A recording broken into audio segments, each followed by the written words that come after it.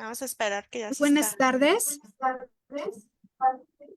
Bienvenidos a nuestra transmisión semanal, en donde hoy tenemos un invitado especial, un invitado de lujo desde Canadá, y está con nosotros en esta mañana tarde.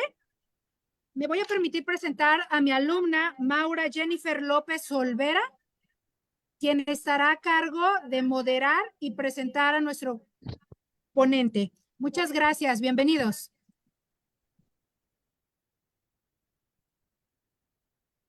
Hola, ¿qué tal? Buenas tardes a todos los que se están conectando a través de la página de Facebook. Sean ustedes cordialmente bienvenidos a esta conferencia titulada Atención Inicial del Recién Nacido con Riesgo ACOR, Intervenciones de Enfermería. A los que nos ven les recordamos dejar sus comentarios, preguntas para posteriormente darle lectura, y además de invitarlos para que nos ayuden a compartir esta conferencia a amigos, colegas, y pues que sean más personas las que se conecten y pues puedan visualizarla más tarde. Recordamos que esta sesión se queda guardada en la página de servicios de videoconferencias. Pues como introducción, les dejo esta siguiente frase: el bebé es un ser humano inmaduro y extremadamente dependiente. También es un individuo que sufre de experiencias y las almacena. Las implicaciones prácticas de estas afirmaciones son fundamentales para quienes tratan los estadios más precoces de su vida. Para la mayoría de los profesionales de salud, pocos eventos son tan desafiantes como el atender un recién nacido enfermo o prematuro. Por lo tanto, no es sorprendente que el manejo y la estabilización de estos pacientes se ha identificado ya como un tema prioritario y de estudio dentro de los nuevos programas tanto de educación como de investigación. Los grandes avances médicos y tecnológicos acontecidos en los últimos años en el área de neonatología han influido positivamente en la supervivencia de los neonatos ingresados a la unidad de cuidados intensivos neonatales. La mayor parte de estos niños son recién nacidos pretérmino. No solo han aumentado su supervivencia, sino también la calidad de vida que tienen posteriormente. Gracias a cuidados especiales en donde se incluye la atención centrada en la familia, el trabajo en equipo y el enfoque multidisciplinario en la capacitación. Para mí es un honor, y también para la especialidad de Enfermería Clínica Avanzada con énfasis en cuidado neonatal, darle la bienvenida a nuestro ponente del día de hoy, el doctor Horacio Osiovich. Él es egresado de la Universidad de Buenos Aires en Argentina. Realizó su residencia en neonatología en la maternidad Sarda, igual en Buenos Aires, Argentina. Forma parte del Fellowship de Investigación en Neonatología en la Universidad de Miami, Florida. Es neonatólogo y director del programa de Fellowship en Neonatología de la Universidad de Alberta, Edmonton, Canadá. También es jefe de servicio de neonatología del Children's and Women's Hospital en Vancouver, Canadá, y es profesor clínico de neonatología de la Universidad de British Columbia en Vancouver, Canadá. Doctor Osiovich, sea usted bienvenido. Puede comenzar con su presentación. Bueno, muchísimas gracias a Ivette y a Maura por invitarme a dar esta charla y por la presentación. Lo que voy a hacer hoy es hablar con ustedes acerca del programa ACORN, que es Atención Inicial del Recién Nacido de Riesgo. Entonces, todo en neonatología comienza a las 3 de la mañana. Nace un recién nacido por vía vaginal a las 32 semanas de gestación. Este recién nacido no respira espontáneamente, tiene una frecuencia cardíaca de 70 y presenta cianosis. Entonces, la pregunta es, ¿qué hace? ¿Qué hacemos con ese recién nacido? Bueno, yo creo que la respuesta es fácil. Lo que vamos a hacer es la reanimación neonatal.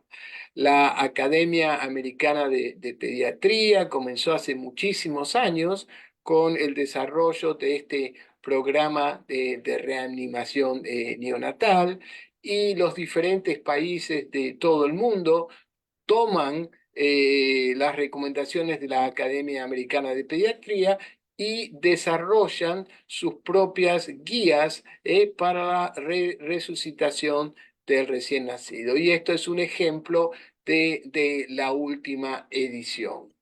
Bueno, nace este recién nacido, uno lo reanima y ahora tiene 20 minutos de vida. El recién nacido presenta dificultad respiratoria y requiere CPAP para mantenerse rozado. Entonces, ¿cómo uno hace para evaluar el grado de dificultad respiratoria y si necesita oxígeno, cómo administrarlo? ¿Cómo organiza de forma sistemática el cuidado ¿Qué integral necesitabas? de este recién nacido? ¿Y cómo entrena al equipo de Ahorita esa? sí, ahorita le mando mensaje. Sigue, si quieres esperarme, ahorita te le mando. Es que estoy en una videoconferencia. No, pero ahorita te le mando. Sí, no,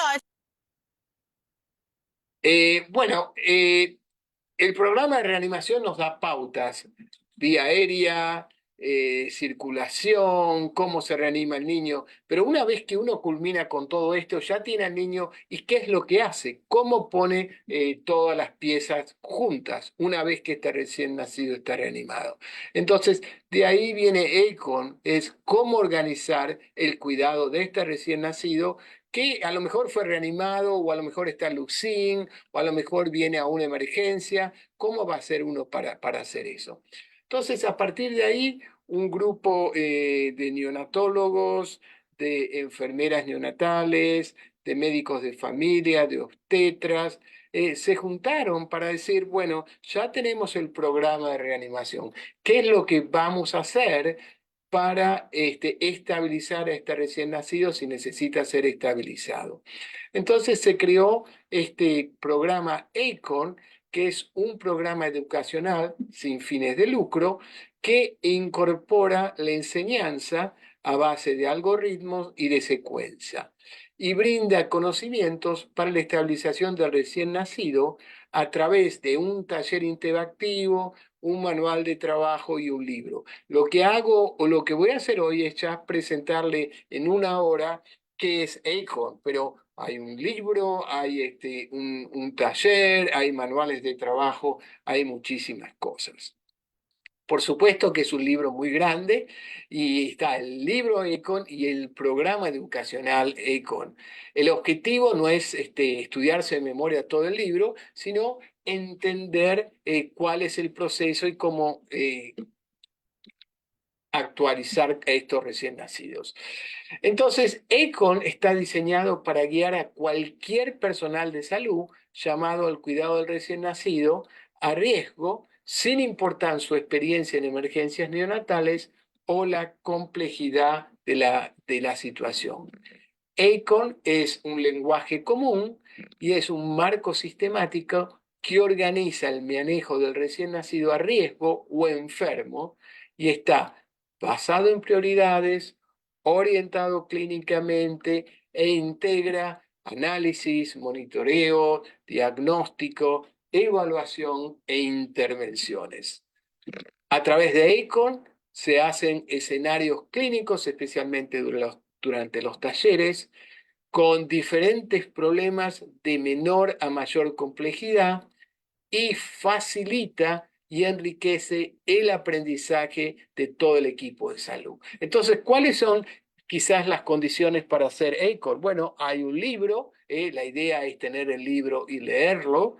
Luego, asistir a estos talleres, y estos talleres son multidisciplinarios, algo que es muy importante, que para el cuidado del recién nacido se necesita todo un equipo. Y el equipo, las personas más importantes del equipo son el médico, la enfermera, en los casos de que tengan un terapista respiratorio y, por supuesto, la familia. Entonces, estos talleres son multidisciplinarios. A veces incluso invitamos a personal que hace transporte de los recién nacidos y la idea es que el grupo trabaje en equipo, como si fuera en la vida real, que es lo que pasa en nuestras unidades. ¿A quién aplica ACON?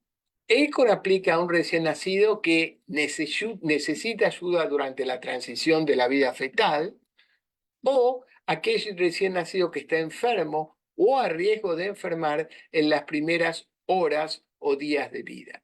Entonces, uno puede aplicar EICON en la sala de parto, en Leucin, en la maternidad, en la sala de internación conjunta entre la madre y el recién nacido, o quizás en la emergencia, si se presenta a un recién nacido en la emergencia. Entonces, ¿cuáles son los objetivos de EICON? Es identificar al recién nacido de riesgo o enfermo, determinar si un recién nacido necesita reanimación inmediata, y la reanimación en EICON es diferente a la RCP. Realizar una evaluación sistemática de la condición de recién nacido, empezar a desarrollar diagnósticos de trabajo. Muchas veces no se llega al diagnóstico final en los primeros minutos, horas de vida, e iniciar el manejo específico basado en categorías diagnósticas específicas. EICON trata de identificar también los recursos disponibles para el cuidado del recién nacido en centros locales y de referencia. También sirve para identificar y preparar a un recién nacido que pueda necesitar transporte, y ayuda a describir tipos de apoyo que se puedan necesitar para el recién nacido, para su familia y para todo el equipo de salud. Entonces, cuando hablamos de EICON, tiene 4 partes muy grandes. Uno es el proceso, que es lo que vamos a hablar durante toda esta hora. EICON también tiene muchas herramientas que nos va a ayudar a diagnosticar o a categorizar al recién nacido. Durante los talleres de EICON y en el libro se implantan muchos conocimientos que hoy no los vamos a poder realizar, y también se enseñan algunas habilidades como la inserción de catéteres, el drenaje de un neumotórax, la interpretación de radiografías, la interpretación de gases. Entonces, lo que dije anteriormente, que vamos a hablar, el proceso es lo que vamos a pasar más tiempo, y este proceso está basado en algoritmos que comienzan con la identificación del recién nacido de riesgo o que está enfermo, para establecer si es necesaria colocarlo en ECO o si hay que reanimar a este recién nacido. Recuerden que no solo se reanima en la sala de parto, a veces hay que reanimar en la UCSIN o a veces hay que reanimar en la sala de internación conjunta.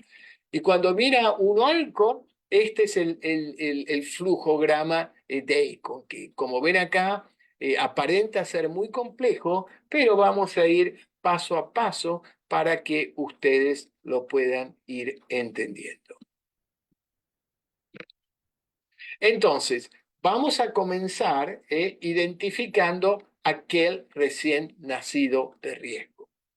Luego vamos a pensar si ese recién nacido requiere resucitación o no. Vamos a hacer una evaluación primaria que va a pasar por el sistema respiratorio, el cardiovascular, neurológico, quirúrgico, líquidos y glucosa, ictericia, termorregulación.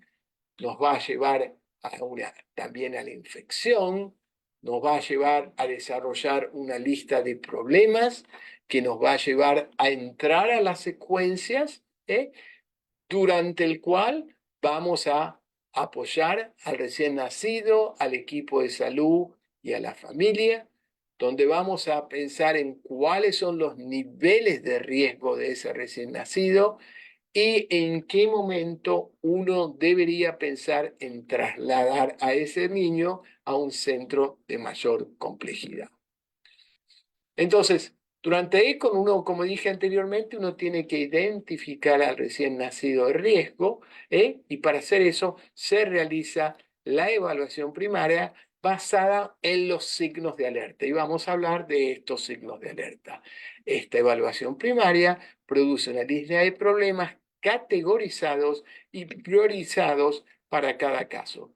Los problemas son abordados usando una serie de secuencias o algoritmos específicos. Entonces, como ven acá, En cada punto hay estos signos de alerta, estos que ustedes ven con los marquitas, ¿eh? Entonces, recién nacido que no esté bien, factores de riesgo o necesita estabilización después de una reanimación, o un niño que tiene una respiración inefectiva o apnea, o tiene una cianosis central. Si esto uno lo corrige, pasa a ser una evaluación primaria. Y en la evaluación primaria, por ejemplo, en el sistema respiratorio, tenemos diferentes signos de alerta, entre los que encontramos dificultad respiratoria, una frecuencia respiratoria de más de 60, o aquel niño que recibe ventilación, intubación, o que se encuentra en CPAP. Como ven, algunos signos de alerta presentan un asterisco. Cuando vemos signos de alerta con asterisco, esto nos va a llevar más adelante a llevar a ese recién nacido a la secuencia de infección. Como ustedes ven, en cada uno de los sistemas hay de 3 a 4 signos de alerta. Y si uno contabiliza todos, hay aproximadamente unos 20, 25. Si uno realiza esa evaluación primaria, uno va a tener un buen diagnóstico de trabajo para la gran mayoría de los recién nacidos. Cuando vayamos a hacer todas las secuencias, vamos a ver cuáles son los signos de alerta de cada una de las secuencias. Entonces, por ejemplo, todo recién nacido que entra al UCIN va a entrar a la secuencia de líquidos o fluidos y glucosa y a la de termorregulación, porque una vez que al recién nacido se la saca de su mamá, que es la que le provee alimentación, glucosa y temperatura, este recién nacido va a estar a riesgo de tener algún problema de glucemia o algún problema de temperatura. Entonces, uno va controlando estos signos de alerta y si el signo está presente, se coloca una palomita o un check mark que nos hace pensar cuál es el problema de este recién nacido. Una de las cosas que hacemos y que es muy importante el papel de la enfermería es en estos niños hacemos lo que nosotros llamamos pasos centrales consolidados. ¿Qué es lo que hay que hacer cuando uno se encuentra con un recién nacido que está en algún problema? Bueno, número 1, pedido de ayuda, proporcionar calor, acceder a los equipos, a lo mejor hay que llamar a otra enfermera o un médico, fijarse bien que este recién nacido tenga las vías respiratorias permeables, entonces importante la posición y despejar las vías aéreas, especialmente si hay secreciones, comenzar con un monitoreo, el oxímetro de pulso, el monitoreo cardiorrespiratorio, tomar una buena presión sanguínea y signos vitales, nuevamente frecuencia cardíaca, frecuencia respiratoria, temperatura, peso, una glucosa, bilirrubina si al niño se lo encuentra histérico, proporcionar oxígeno o a lo mejor CPAP según sea necesario para mantener una saturación adecuada que en un primer momento la consideramos de 90 a 95%, la colocación de alguna bolsa, por ejemplo, si el chico tiene un defecto de pared abdominal o un defecto del tubo neural. Entonces, uno hace la evaluación primaria y si hay algún signo de alerta en cada una de las secuencias, lo que significa es que uno va a entrar a cada secuencia que tenga un signo de alerta. Esto nos lleva a una lista de problemas. En muchos casos, un recién nacido entra a todas las secuencias, pero en algunos casos el recién nacido entra a 1, 2 o 3, de acuerdo a cómo sea el caso. Entonces, es muy importante realizar esa evaluación primaria. Entonces nos va a llegar a unas secuencias y todas las secuencias tienen un formato bastante parecido. Van a entrar a la secuencia basado en los signos de alerta. Vamos a hacer algunos pasos centrales dentro de esa secuencia. Eso nos va a determinar qué tipo de atención hay que tener, si es una cosa grave, moderada o leve, cuál es la respuesta, cómo organizamos la atención, ver cuáles van a ser los pasos siguientes, empezar a pensar en un diagnóstico específico, un diagnóstico diferencial, y empezar a pensar en qué diagnóstico uno puede tener y qué manejo. Entonces, los signos de alerta son indicadores específicos de un problema en cada sistema. Los pasos centrales son tareas esenciales para ayudar en la toma de decisiones y organizar la atención. La organización de la atención es un enfoque prioritario para cumplir con los requisitos de estabilización de este recién nacido. La respuesta son los pasos necesarios inmediata para estabilizar este recién nacido. Los nuevos pasos son las tareas que, por ejemplo, incluye historia clínica, examen clínico y físico enfocado, que proporcionan más información para formular un plan de diagnóstico y un manejo específico, y luego más adelante uno va a tratar de identificar la causa, el tratamiento y la necesidad de asesoría o de una gestación especializada. Entonces, en cada secuencia está indicado cuándo considerar la interconsulta, y cuando nos referimos a la interconsulta significa que una enfermera llame a otra enfermera, que una enfermera llame al residente, o que el residente llame al neonatólogo, o que el neonatólogo llame al cirujano o al cardiólogo, o que llamen a un centro de mayor complejidad, porque este niño no lo podemos manejar en nuestra unidad, por ejemplo. Lo que hemos incorporado también son los niveles de riesgos que están basados en la condición clínica y también en la capacidad del hospital, de la unidad en donde uno se encuentra. Entonces, para cada secuencia hay un nivel de riesgo que puede ser verde, que son recién nacidos que por lo general no requieren de mucha atención, solamente mirarlos.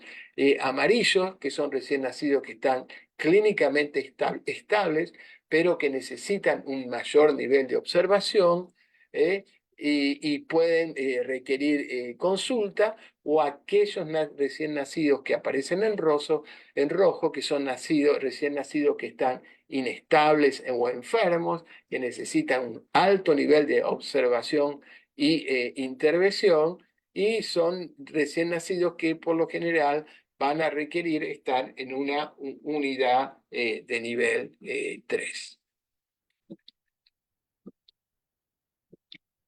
Entonces, esto es un ejemplo de cómo es la secuencia respiratoria. Como ven, tiene sus signos de alerta, sus pasos centrales, cómo vamos a organizar el cuidado, la respuesta, los pasos siguientes, el diagnóstico específico y el manejo específico.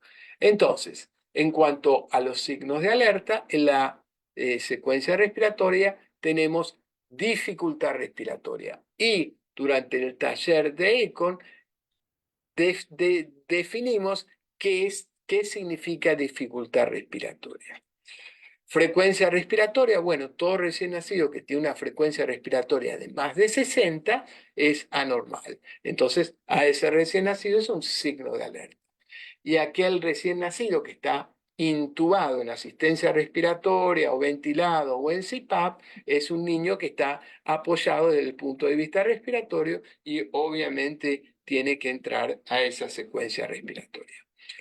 Entonces, ¿cómo vamos a organizar el cuidado? Si este recién nacido tiene algún signo de alerta que nos hace entrar en esa secuencia respiratoria, bueno, administrar oxígeno para mantener una saturación entre 90 y 95. Comenzamos con eso y luego lo que hacemos es calcular el puntaje respiratorio si está respirando espontáneamente. Si el niño está intubado, no calculamos el puntaje respiratorio. Pero si el niño está respirando espontáneamente, aún con CPAP, calculamos el puntaje respiratorio, porque esto nos va a decir si ese recién nacido tiene una dificultad respiratoria grave, moderada o leve.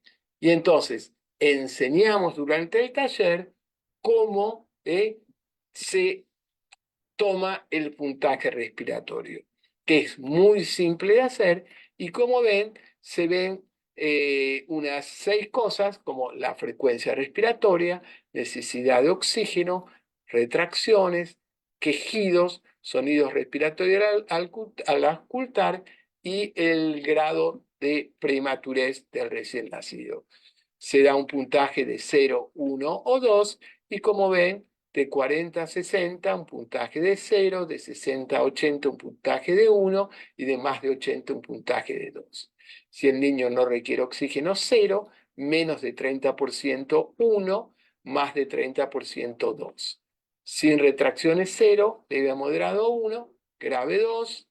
Sin quejido, 0, quejido con estimulación, 1, continuo y en reposo, 2. Sonidos respiratorios fácilmente audibles, 0, disminuidos, 1 y muy poco audibles, 2. Y de acuerdo al grado de prematurez, más de 34 semanas, 0, entre 30 y 34, 1 y menos de 30, 2. Cuanto más alto es el puntaje, mayor la gravedad y mayor lo que tenemos que hacer en el cuidado de este recién nacido. Una de las cosas que hacemos es tratar de mantener la saturación para todo recién nacido entre 90 y 95% a la que denominamos una saturación segura. ¿Por qué? Porque niños que tienen una saturación entre 90 y 95% seguramente no van a estar ni hipóxicos ni hiperóxicos, que es lo que uno quiere evitar en un recién nacido. No quiere tener la saturación muy baja y muy poco oxígeno, porque eso perjudica al cerebro, pero tampoco quiere tener las saturaciones muy altas y mucho oxígeno, porque eso sabemos que produce problemas de retinopatía del prematuro. Entonces, uno toma el puntaje respiratorio y decide si ese recién nacido tiene un problema leve, moderado o grave, y de acuerdo a eso va a actuar. Si es un problema leve, no va a hacer nada. Si es un problema moderado, seguramente va a empezar con CPAP. Y si es un niño con un problema de tipo serio, ese chico o grave, va a empezar a intubarlo. Y a partir de ese momento, uno va a pensar, ok, basado en el diagnóstico, ¿qué es lo que vamos a hacer? Si estamos entonces a esos niños va a haberle que tomar una radiografía de tórax, va a haber que hacer algunos gases sanguíneos y en la radiografía de tórax podemos ver si el niño presenta un neumotórax, habría que drenarlo.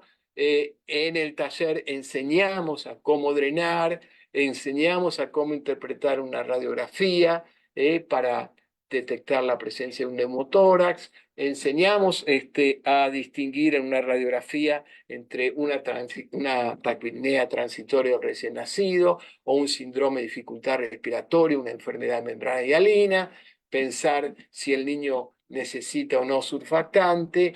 Hablamos de cómo dar el surfactante, ya sea por intubación o a través del método LISA o MIST, y entonces empezamos a movernos en esa secuencia respiratoria. Y a los niños, en base al problema que tienen, los dividimos en diferentes niveles de riesgo. Un nivel verde, que es un niño que por lo general tiene una dificultad respiratoria leve, que dura menos de 6 horas, que requiere menos del 30% del oxígeno y que ese niño puede quedarse en el sitio de atención. Un niño con un riesgo amarillo es un niño que ya no está tan estable, que seguramente va a requerir el apoyo de CPAP, entonces requieren mayores niveles de atención y de consulta, quizás hacer laboratorios, más monitoreos, y aquel niño que se encuentra con más de 30% de oxígeno, que está intubado, que no está mejorando, es un niño que va a requerir una atención en un hospital de nivel 3. Si su hospital lo tiene, perfecto, y si no, hay que empezar a pensar en trasladar a este recién nacido. Lo que vamos a hacer ahora es pasar a la segunda secuencia, que es la secuencia cardiovascular.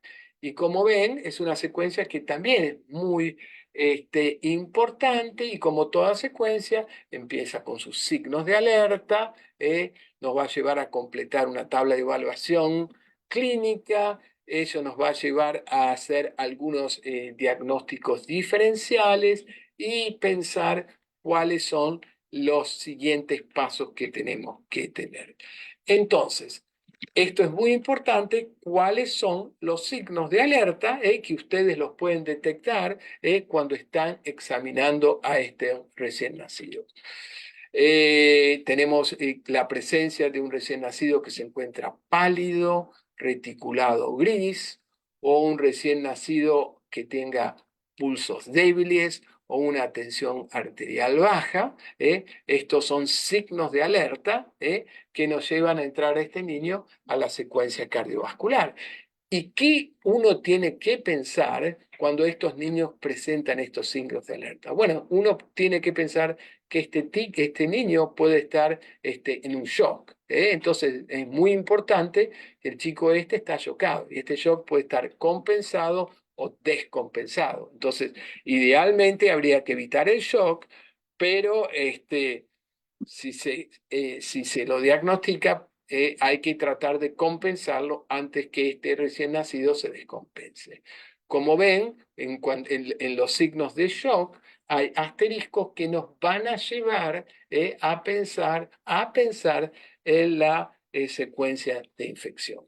También se puede presentar un recién nacido que está cianótico y que no responde oxígeno. Bueno, esto nos va a hacer pensar más en que es un problema cardíaco y no un problema de tipo respiratorio.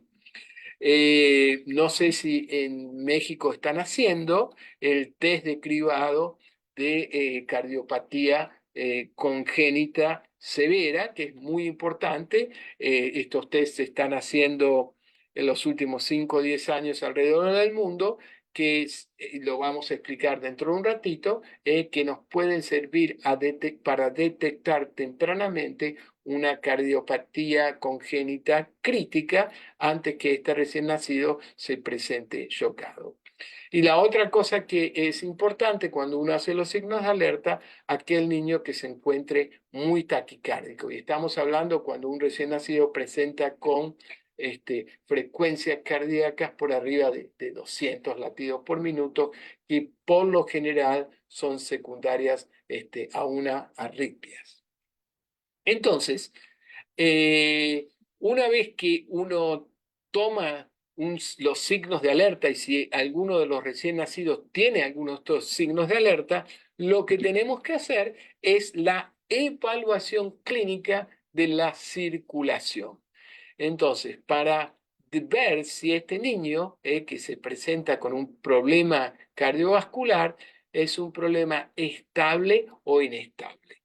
Entonces, cuando uno hace el examen cardiovascular, uno tiene que empezar aún sin tocar al recién nacido. Ya solamente mirándolo, uno puede pensar si este recién nacido se encuentra bien o mal antes de usar el estetoscopio, antes de tocar a ese recién nacido. Entonces, uno comienza viendo el tono, la actividad o el nivel de alerta. Un recién nacido que tiene un tono normal, activo, alerta, con buen aspecto, es un niño que está estable. Pero un niño que tenga un tono disminuido, indiferente, letárgico, es un niño estable, que está inestable. La perfusión, un niño que está bien perfundido, rosadito, que periféricamente uno lo encuentra calentito, bueno, es un chico estable. Es totalmente diferente a un chico que se encuentra pálido, reticulado, gris. Estos son chicos que están chocados. La otra cosa que es muy importante, que se debe hacer y todas las enfermeras deben hacer, cuando examinan un recién nacido es la palpación de los pulsos. En un recién nacido estable los pulsos son fáciles de palpar, pero en un recién nacido inestable los pulsos pueden estar débiles o ausentes, o a veces uno puede tener que los pulsos femorales pueden estar más débiles que los pulsos braquiales y pensar que hay un problema de una coartación de la aorta, por ejemplo. La otra cosa que es importante es la tensión arterial media, que uno la considera normal si la tensión arterial media es mayor o igual a la edad gestacional en semana y anormal si es menor que la edad gestacional en semana. Pero la tensión arterial es solo un parámetro. El resto de las cosas son también muy importantes. El tiempo de relleno capilar, menos de 3 segundos o más de 3 segundos. Temperatura de la piel, el chico se lo encuentra cálido o frío. Frecuencia cardíaca, normal 100 a 160, anormal, bueno, más de 160 o más de 180. Diuresis, especialmente en un recién nacido de más de 24 horas, más de 1 mililitro por kilo por hora o menos de 1 mililitro por kilo por hora. El shock está presente cuando coexisten signos de perfusión crítica en un recién nacido con disminución del tono, actividad y el estado de alerta en ausencia de una explicación alternativa.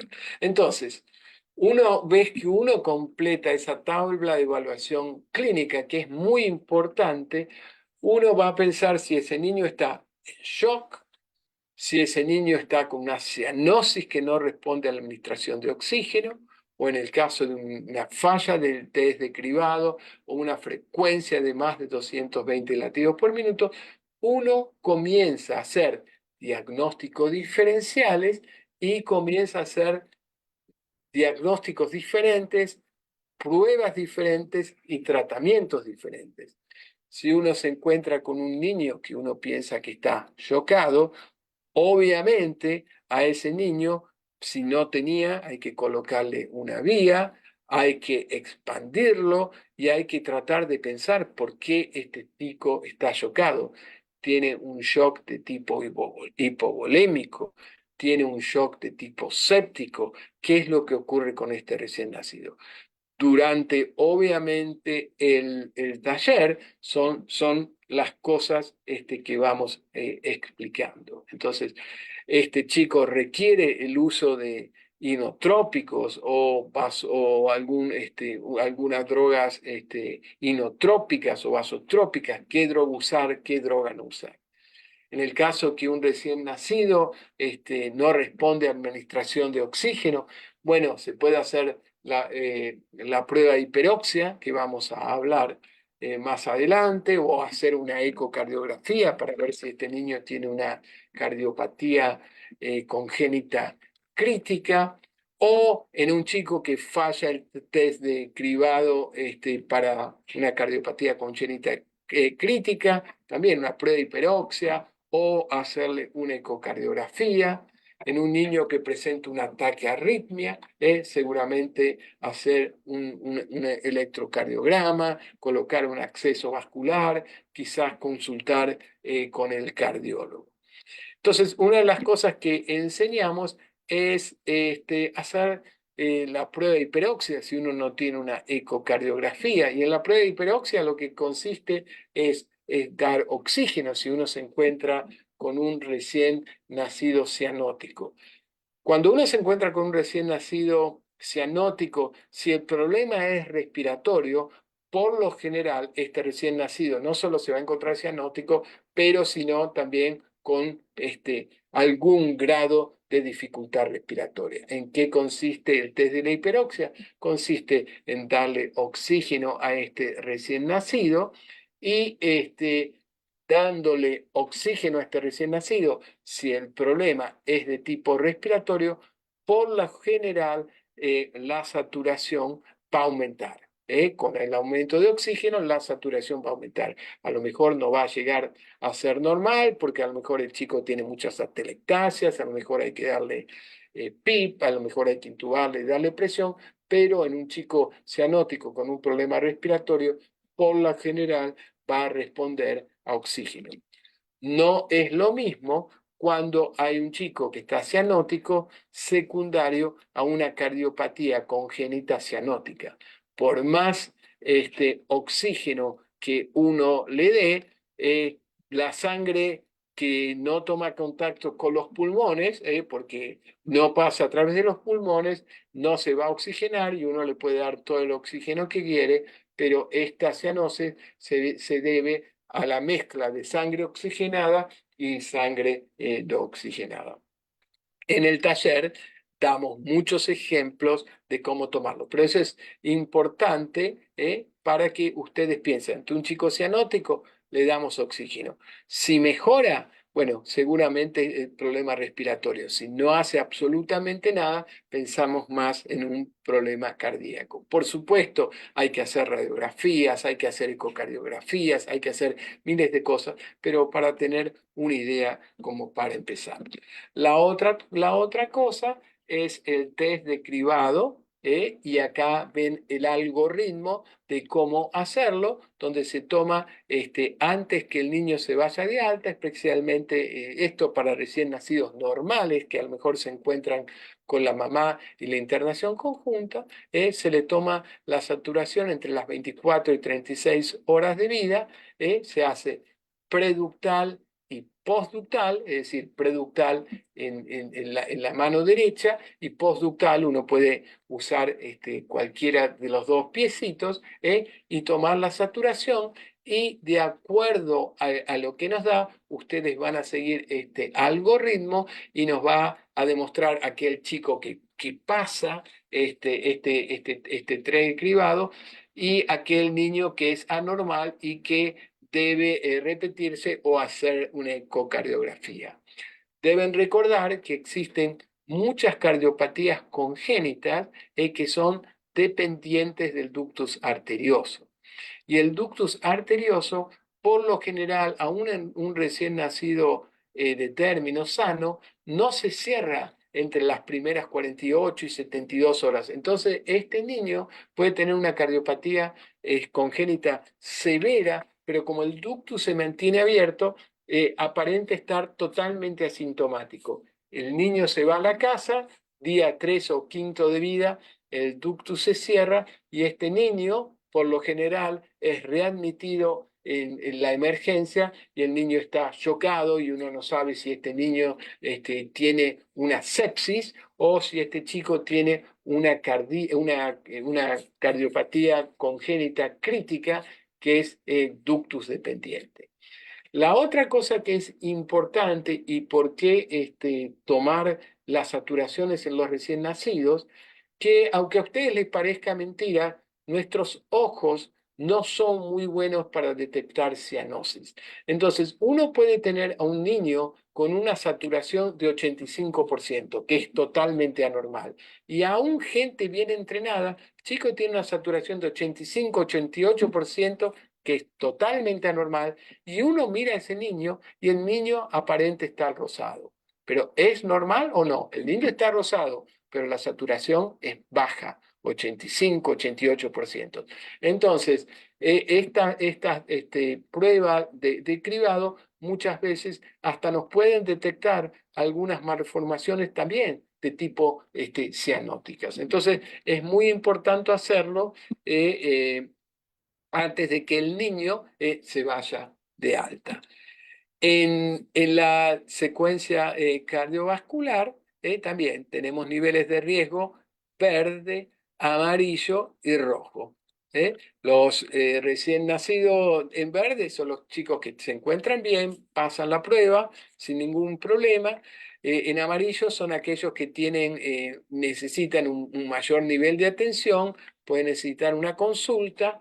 Y los niños en rojo son aquellos niños que se presentan en shock, con una cianosis que no responde a la administración de oxígeno, con una acidosis láctica. Son niños que necesitan estar en un nivel 3, con una interconsulta a un cardiólogo, a veces a un cirujano cardiovascular.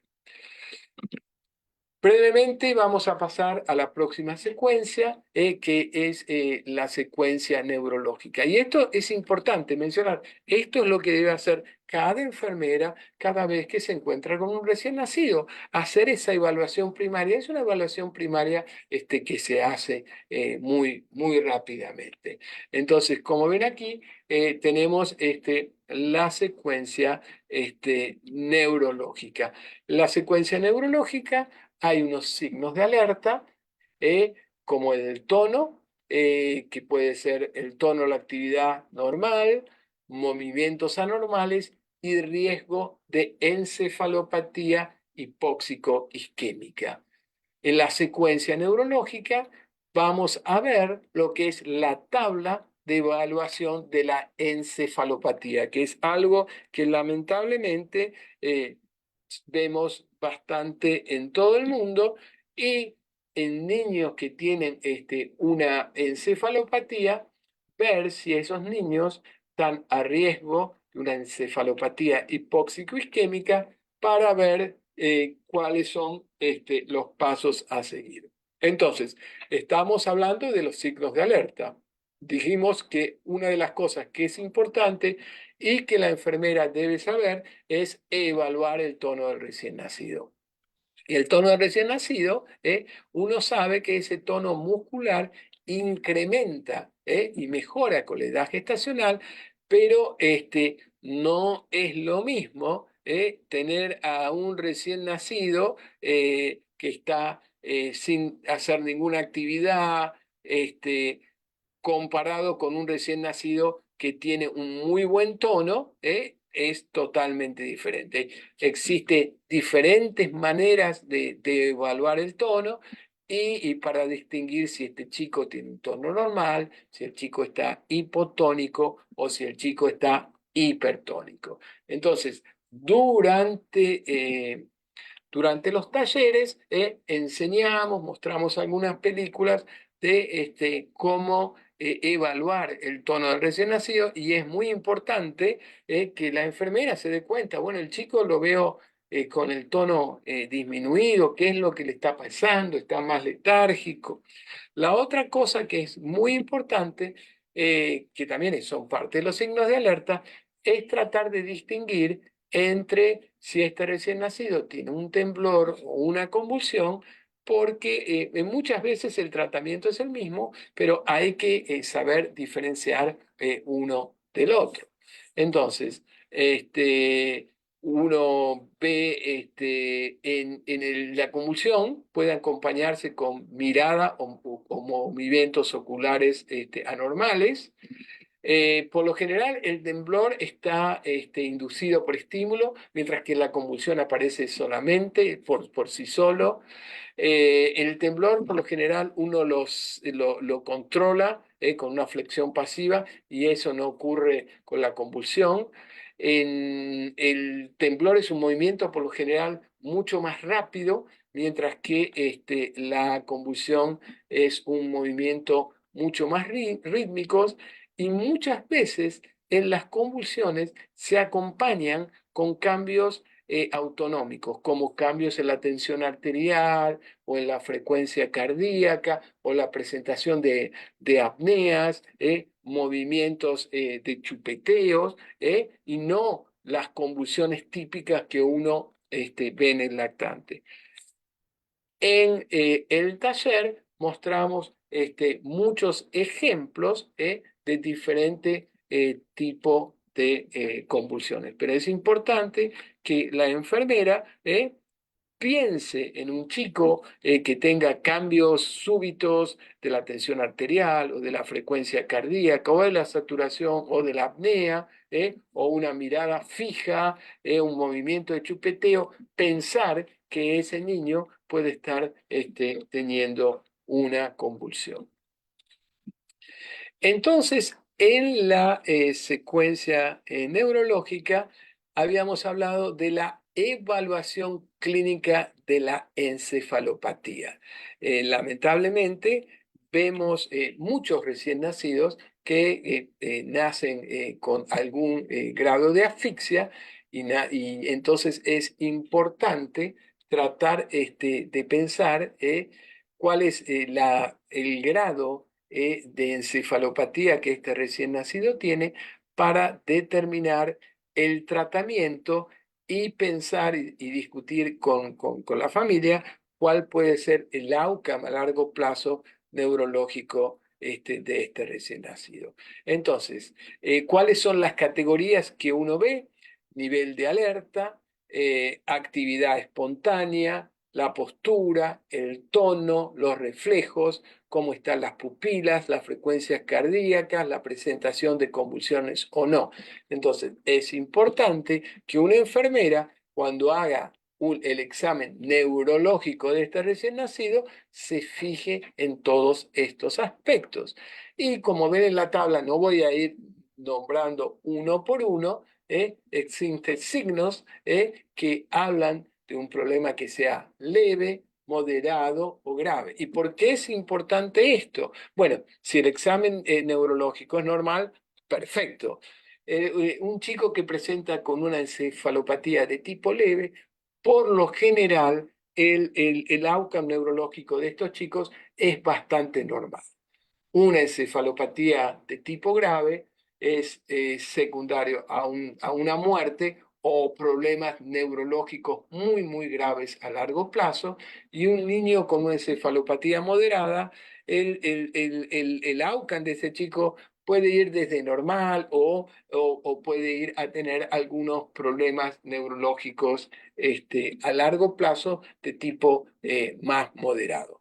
Entonces, una de las cosas que es importante es, como dije anteriormente, los signos de alerta, completar la evaluación de encefalopatía y rápidamente tomarle la glucemia a este recién nacido. ¿Y por qué hacer eso? Porque un recién nacido, por ejemplo, puede comenzar con temblores, espero que no lleguen a convulsiones, una cosa que no llegue a convulsiones, el chico puede estar con temblores y pensar que está encefalopático, porque el chico puede estar hipoglucémico. Entonces, importantísimo es la toma de glucosa, menos de 2,6 milimol por litro o aproximadamente 45 en la escala. Entonces, si estamos con un niño que tiene una glucemia baja y el niño entra a la secuencia neurológica, es decir, por temblores, ese chico hay que tratarlo y hay que darle un bolo inmediato de destrozado al 10%, a través de 15 minutos y comenzar con la administración de una glucosa continua. En este caso estamos con un recién nacido, que está sintomático, que presenta con temblores o convulsiones.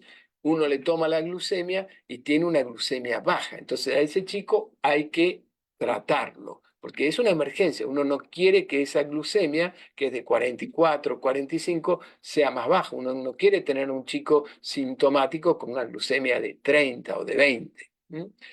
Ahora, si ese recién nacido se presenta con movimientos anormales, tiene una glucosa normal y uno piensa que ese chico tiene movimiento de tipo convulsivo, bueno, se hace la evaluación para ver si ese chico tiene convulsiones o no y se lo empieza a tratar. Durante el taller enseñamos los diferentes tratamientos disponibles para ese recién nacido. Y acá les comenté qué hacer si ese recién nacido presenta una hipoglucemia de tipo sintomática. La otra cosa que es importante es el riesgo de encefalopatía hipóxica isquémica, y sería ideal si tienen un electroencefalograma o un encefalograma de amplitud, colocarlo en un recién nacido. Y la idea es tratar de distinguir si el niño tiene una encefalopatía leve o no tiene encefalopatía, o si tiene una encefalopatía moderada o grave. Si el niño tiene una encefalopatía leve o nula, uno a ese niño lo sigue observando, sigue haciendo todo el cálculo neurológico. Ahora, si un recién nacido tiene una encefalopatía moderada o grave, esos recién nacidos se benefician de una hipotermia terapéutica. Entonces, hipotermia terapéutica se aplica a recién nacidos de más de 35 semanas con una encefalopatía hipóxico-isquémica en las primeras 6 horas de vida. Entonces, ¿cuáles son los criterios? Estos por lo general son recién nacidos que nacen asfixiados, o sea, que tienen un cordón, un gas de cordón con un pH bajo, o que tiene un gas de cordón o en la primera hora de vida con una acidosis metabólica muy importante, con una historia de un evento perinatal agudo, con APGARs muy bajos que todavía continúan a los 10 minutos, que requieren bastante reanimación y que presentan encefalopatía moderada o severa, que puede ser con o sin convulsiones, y con la presencia de por lo menos un signo en más de 3 de las columnas de moderada o severa. Entonces, la hipotermia terapéutica se utiliza en recién nacidos de más de 35 semanas con encefalopatía hipóxica isquémica moderada o severa, si se comienza dentro de las primeras 6 horas de vida. Y lo que uno hace es iniciar lo que se llama, si este recién nacido cumple con todo eso, la hipotermia terapéutica. Y la hipotermia terapéutica consiste en disminuir la temperatura corporal entre 33 a 34 grados por 72 horas. Entonces, para hacer la hipotermia terapéutica, uno inicia el enfriamiento pasivo, apagando la cuna radiante, quitando el gorro y la ropa, y uno hace lo que se llama o una hipotermia corporal total, usando una manta o colchón por donde circula agua para mantener al paciente en el rango de temperatura deseado, o a través de una hipotermia cerebral selectiva, que es un gorro por el que circula agua para alcanzar la temperatura en el cuero cabelludo. ¿Y uno por qué hace eso? Porque, como dije anteriormente, niños que tienen una encefalopatía moderada o grave pueden llegar a tener un problema neurológico severo a largo tiempo. Se hicieron muchos estudios donde se demostró que usando esta hipotermia terapéutica en aquellos niños con encefalopatía moderada o severa, el outcome neurológico en alguno de ellos mejoraba. Entonces, ya ahora se está utilizando esta hipotermia terapéutica para estos pacientes. Brevemente voy a pasar a la secuencia quirúrgica. Aquí ven la secuencia quirúrgica y básicamente la secuencia quirúrgica, los signos de alerta van a ser defectos de la pared abdominal como la gastrosquisis o la enfalocele, defecto del tubo neural como una espina bífida oculta, con meningocele, mielomeningocele o mielosquisis, un niño que presenta vómitos e incapacidad para tragar, como puede ser una atresia de duodeno, de sesuno, una malrotación, incapacidad para tragar, como una atresia esofágica, con fístula o sin fístula, un niño que presenta con una distensión abdominal, que puede ser una enterocolitis necrotizante, un vólvulo, un chico que se perfora, o un niño con eliminación tardía de meconio o un ano imperforado. Y ese ano imperforado puede ser con o sin fístula, o puede ser un niño que presenta una atresia colónica, un microcolon, un ilio meconial o una enfermedad de Hirschsprung. Entonces, ¿cómo vamos a organizarnos con ese chico? Bueno, va a ser basado si ese niño tiene un defecto de la pared abdominal, si ese niño tiene un defecto del tubo neural, o si el niño no tiene un defecto de la pared abdominal o tubo neural, ¿qué es lo que hacer? Entonces, ¿cómo cuidar a ese recién nacido? A través de guantes estériles, cómo conservar a un niño por ejemplo, con un gastrosquisis, cómo colocar una sonda para descomprimir el abdomen. Y aquí ven el flujograma de qué es lo que hacer con este recién nacido. La otra cosa que es importante y que todos tenemos que pensar cuando estamos con un recién nacido es pensar en los fluidos o líquidos y glucosa.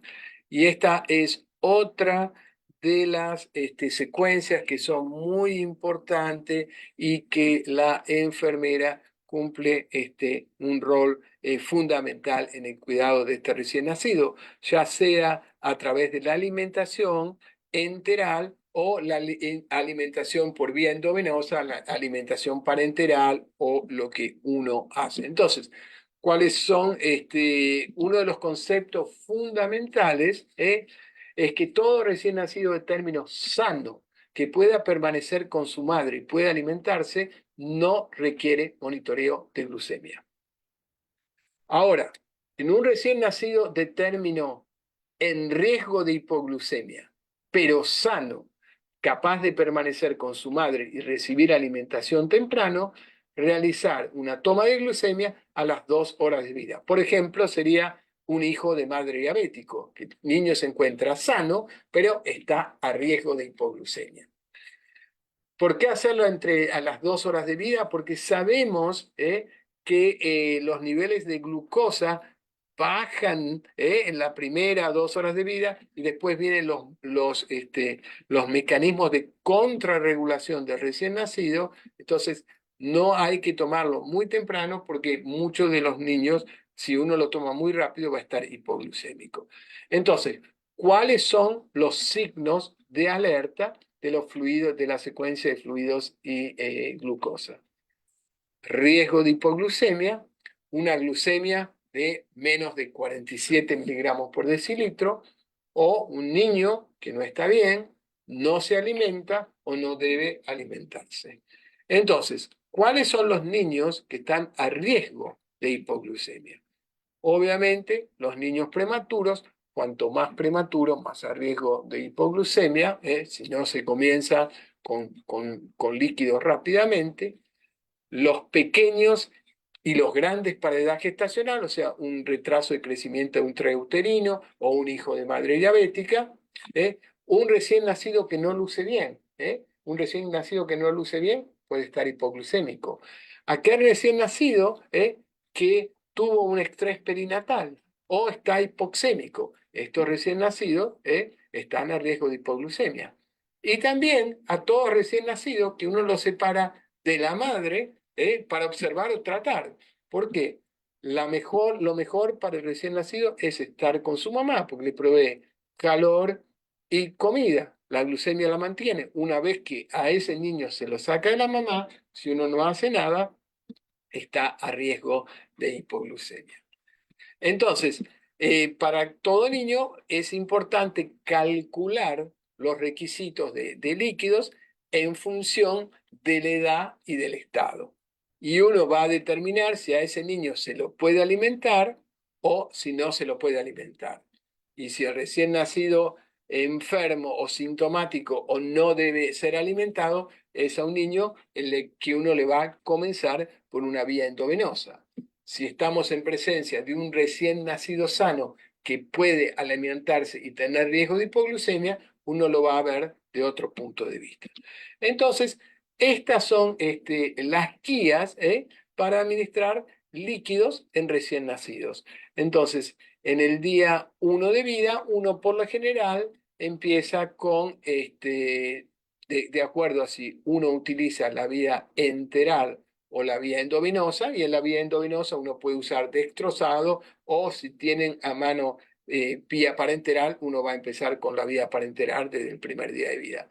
Y lo que ven aquí son las guías para administración de líquidos, ya sea por vía enteral o por vía endovenosa, a aquellos niños de riesgo. En un recién nacido normal va a estar tomando el pecho de la mamá y estos cálculos no deben, obviamente, realizarse. Entonces, lo que discutimos en ACOR y discutimos mucho es qué hacer en esos recién nacidos de riesgo, por ejemplo, un hijo de madre diabética o un recién nacido de bajo peso al nacer, un retraso de crecimiento intrauterino. ¿Qué hacer a ese recién nacido cuando uno le toma la glucemia y la glucemia es de menos de 47? Pero al recién nacido se lo ve bien?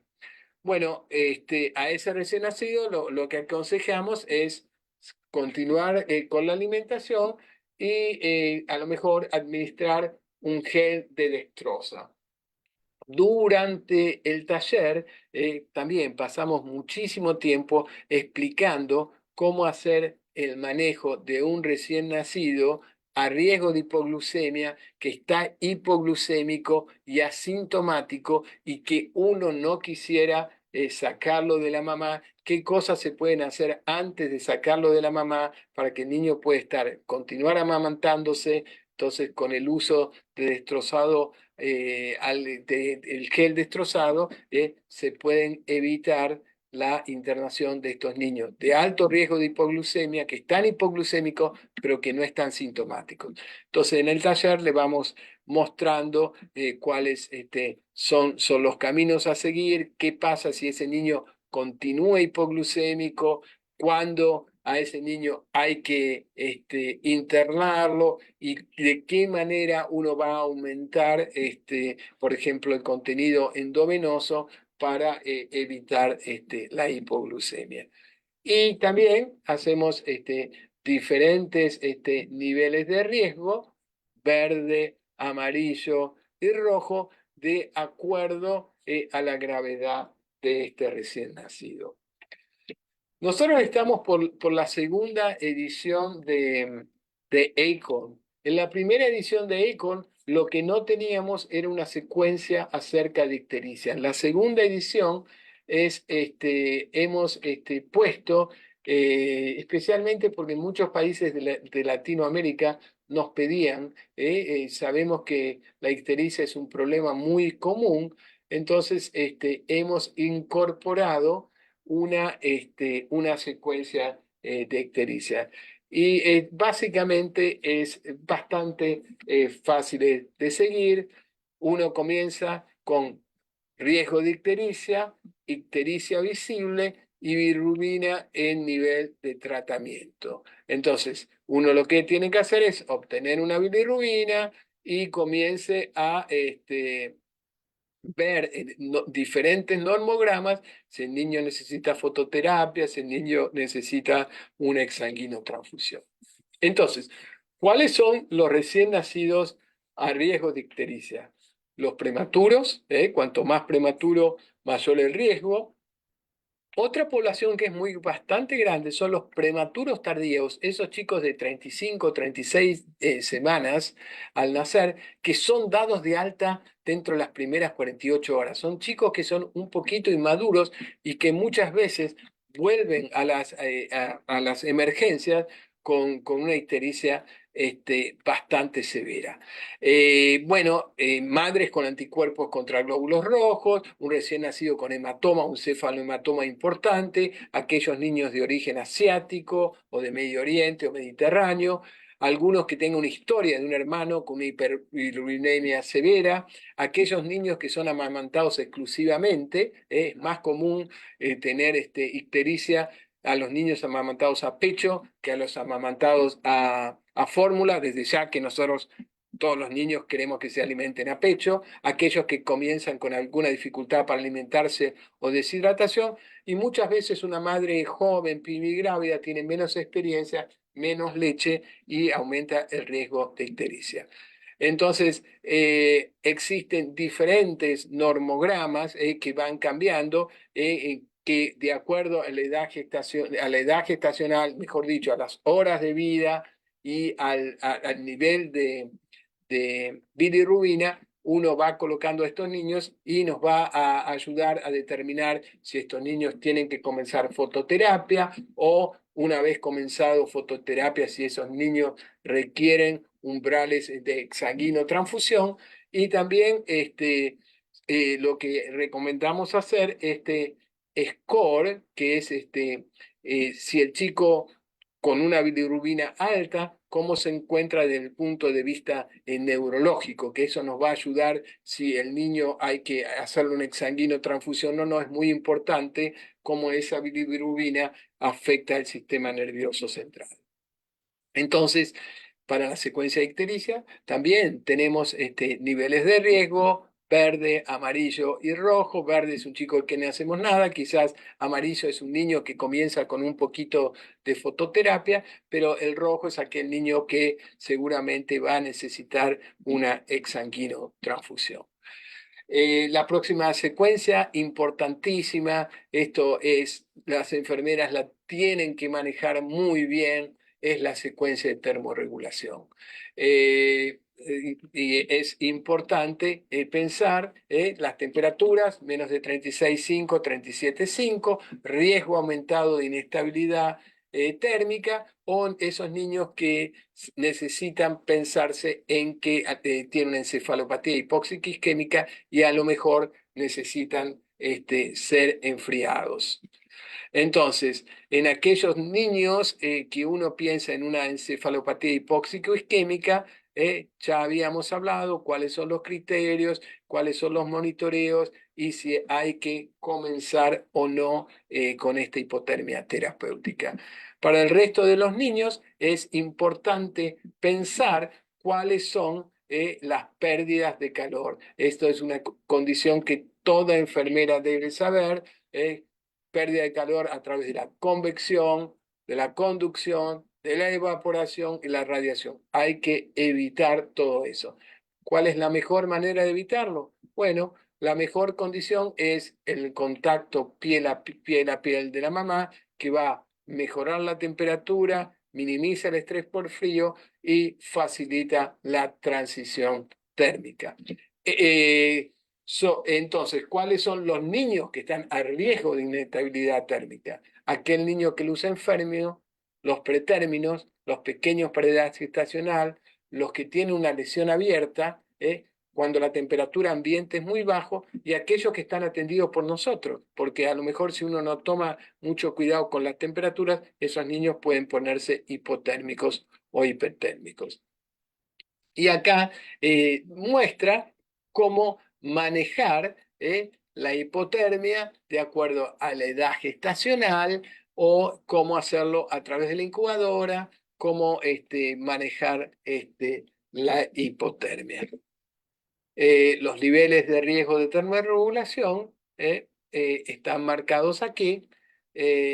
Los de recién nacidos con un nivel de riesgo amarillo requieren un mayor nivel de atención y pueden necesitar de una consulta, y los de rojo son los niños que están muy inestables. El cuidado de enfermería es fundamental para evitar estas pérdidas de calores en los recién nacidos. La última secuencia es la secuencia de infección, y hemos puesto completar la tabla de evaluación de la infección. Entonces, ¿cuáles son los signos de alerta en la secuencia de infección? Los niños que están en riesgo de infección, signos de alerta con asteriscos o deterioro clínico. Entonces, ¿cuáles son los riesgos de infección? Un niño que está, una mamá que está colonizada, o que tenga, una infección urinaria por estreptococo del grupo B durante el embarazo, o que tuvo un recién nacido anteriormente con una enfermedad invasiva, o aquella madre que presenta con una ruptura de membrana de más de 18 horas, una ruptura prematura de membranas, o un parto prematuro luego del inicio espontáneo de trabajo de parto, una madre que presenta con fiebre intraparto de más de 38 grados, una madre a la que se sospecha con una corioamnionitis. Estos niños presentan un riesgo de infección. Los signos de alerta ECO, bueno, ya los hemos visto, aquellos que presentan con un asterisco. Todos los signos de alerta de la secuencia respiratoria. Para la secuencia cardiovascular, los chicos que se presentan en shock. En la secuencia neurológica, tono anormal, nivel de alerta anormal, movimientos anormales, y en la secuencia de termorregulación pueden ser niños que tengan hipotermia o hipertermia. Y lo que uno ve más normalmente son los niños que presentan con hipotermia. Deterioro clínico, inestabilidad térmica, hipotermia, hipertermia, apneas, aumento de apneas o de respiración periódicas, aumento de saturaciones, vómitos, aspirado gástrico excesivos, distensión abdominal, problemas de tipo hiperglucemia, hipoglucemia, acidosis metabólica, hipotensión, mala perfusión, eso nos hace llevar a un deterioro clínico. ¿Cómo hacemos para la evaluación de infección? Vamos a tener factores de riesgo e indicadores clínicos. Y como ven, existen factores de riesgo como problemas maternos o indicadores clínicos diferentes como un recién nacido que se presenta chocado, con convulsiones, y uno va marcando todos estos indicadores, estos signos de alerta, y va a organizar el cuidado de acuerdo a lo que uno observe. Si un niño tiene menos de 2 banderas no rojas, uno lo que va a hacer es un monitoreo de los signos vitales al menos cada 4 horas. Si un niño tiene cualquier signo de bandera roja o 2 o más banderas no rojas, a ese niño va a haber que un acceso endovenoso, se toma un hemocultivo, obtener una radiografía y considerar y comenzar antibióticos. El nivel de riesgo de infección va a determinar de acuerdo a la sintomatología de presentación de este recién nacido. Muy importante, cuando uno está ante un recién nacido, es todo el apoyo que uno tiene. El papel de la enfermera es fundamental. Es importante formar equipo con la familia, optimizar la nutrición, proteger la piel, minimizar el estrés y el dolor, cuidar el sueño, cuidar la luz. Muy importante que uno apoye a ese recién nacido, a ese niño. La otra cosa que es importante cuando uno está con un recién nacido es considerar el traslado, que va a depender de la condición del recién nacido, de la experiencia y recursos disponibles en el centro de salud, las condiciones del viaje, y es importante que inicie el contacto tan pronto como la necesidad sea aparente. Es muy importante cuando uno hace un traslado, cuando uno se comunica con un colega, saber expresarse verbalmente, decir, este es mi problema, quiero que sepas esta cosa, esto es lo que el recién nacido presenta, necesito esto, ¿hay alguna pregunta? Es muy importante esta comunicación, cuando uno hace la evaluación, cómo se expresa, cómo habla entre el equipo de salud, que es muy importante.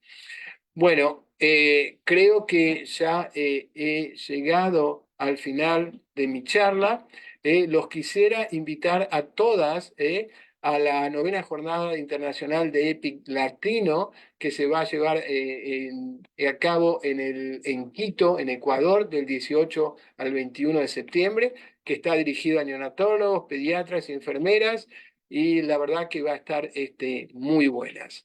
Entonces, lo que voy a hacer ahora es parar, y les agradezco por su atención. Lamentablemente lo tuve que hacer muy rápido, pero les quise dar un pantallazo de lo que es ACORN, y espero que alguna vez me inviten, así pueda dar un taller y compartir la enseñanza con todos ustedes. Muchas gracias y estoy dispuesto a preguntas si son necesarias. Muchas gracias, doctor. Déjenme preguntar a mis compañeros si tienen alguna pregunta o comentario respecto a esta ponencia.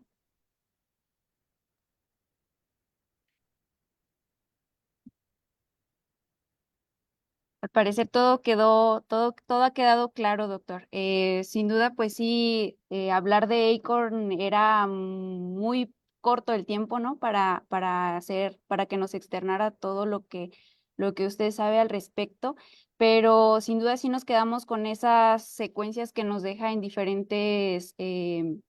ante diferentes situaciones, qué es lo que tiene que hacer el personal de enfermería, qué debemos de identificar, estos signos de alerta que son muy importantes, también es en identificar todos esos listados de problemas que llegamos a hallar y pues en cuanto a evaluar, ¿no? Evaluar para atender oportunamente a nuestro recién nacido que está a nuestro cuidado.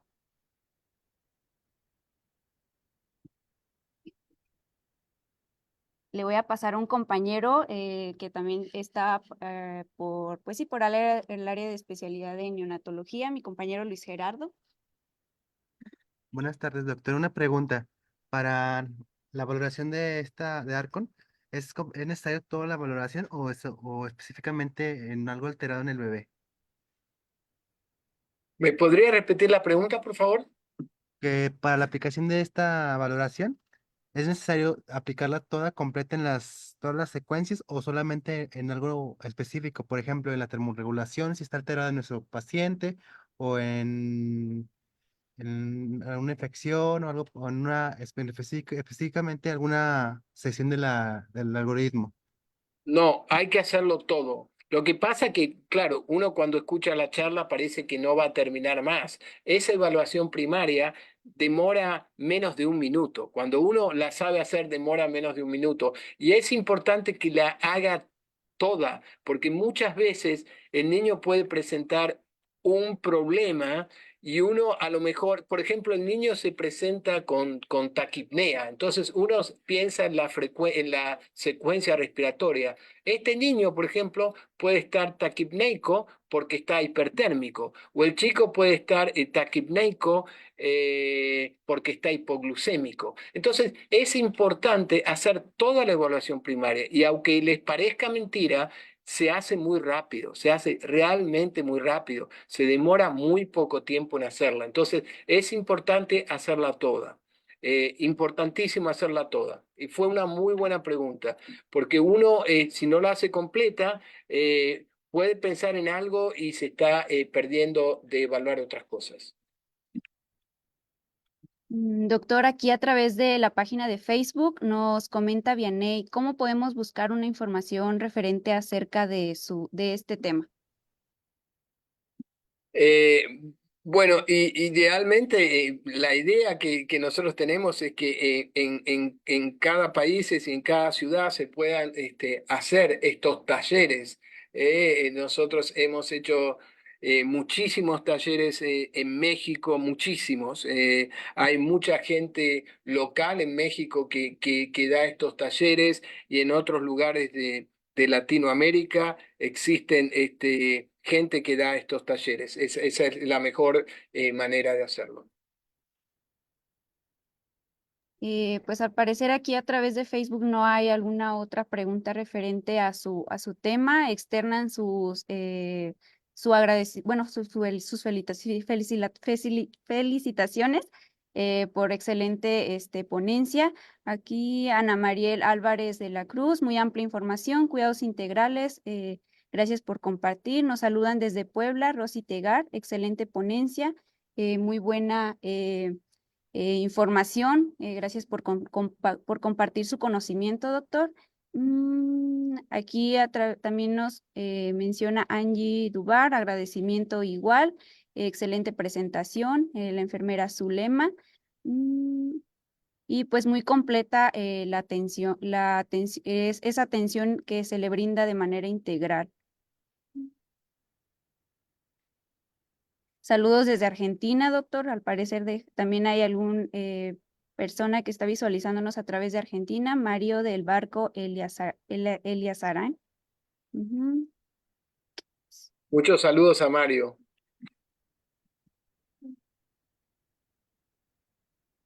Y pues nada más, doctor. Al menos, bueno, por mi parte y pues al nombre de mis compañeros le agradecemos.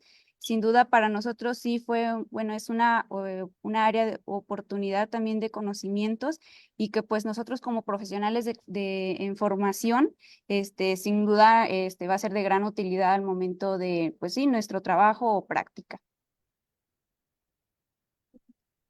Bueno, muchísimas gracias por la oportunidad y a su disposición. Gracias. Muchísimas gracias, doctor. Gracias de verdad por aceptar la invitación. Sabemos que tiene una agenda muy amplia, pero de verdad muchas gracias por todo su apoyo y esperamos que no sea la primera vez que esté con nosotros y agradecemos de verdad. Le haremos llegar su constancia de participación vía correo electrónico y nos vemos en Ecuador en septiembre. Nos vemos. Hasta luego. Gracias, adiós.